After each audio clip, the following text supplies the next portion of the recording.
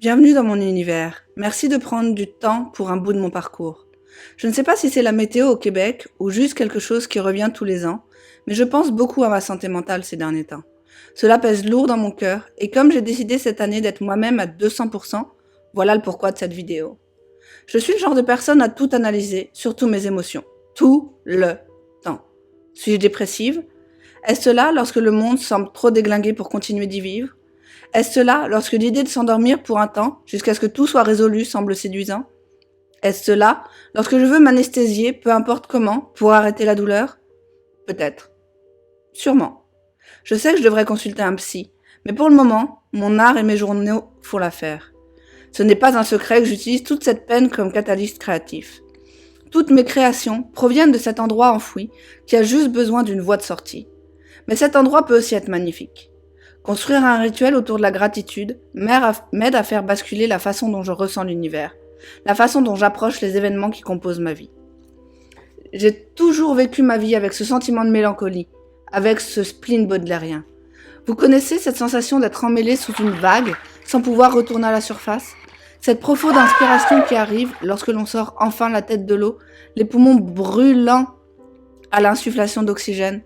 C'est ce que je ressens lorsque je viens de créer quelque chose qui donne un sens à ma vie. Mon art raconte toutes mes histoires, non dites. Il est rempli de tous mes secrets, cachés, mais présents aux yeux de tous. J'échange maintenant au mieux mes mécanismes de défense autodestructeurs contre du rire, contre de la marche dehors, des danses folles. Parce que la vie, c'est ce que l'on en fait, en acceptant d'être plus que la somme de nos circonstances. Aujourd'hui, je décide que mon bonheur est ma propre responsabilité et non pas juste un vague concept. Je décide d'être heureuse, même lorsque mon cerveau et mon corps me poussent dans la direction opposée.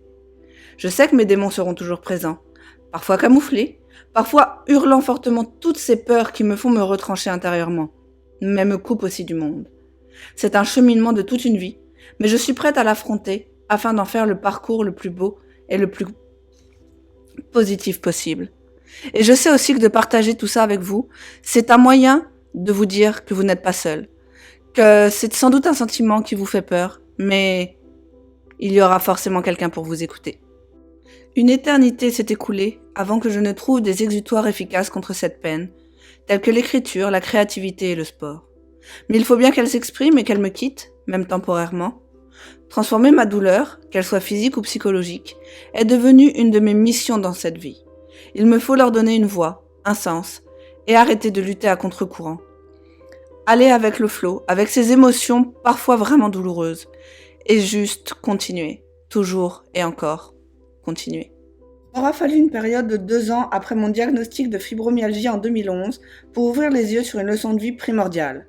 Ne jamais refuser une main tendue alors que j'ai l'impression que mon monde s'écroule. La dépression est un état constant, oui, mais que je peux apprendre à gérer à ma façon. J'espère de tout cœur que cette vidéo sera votre piqûre de rappel.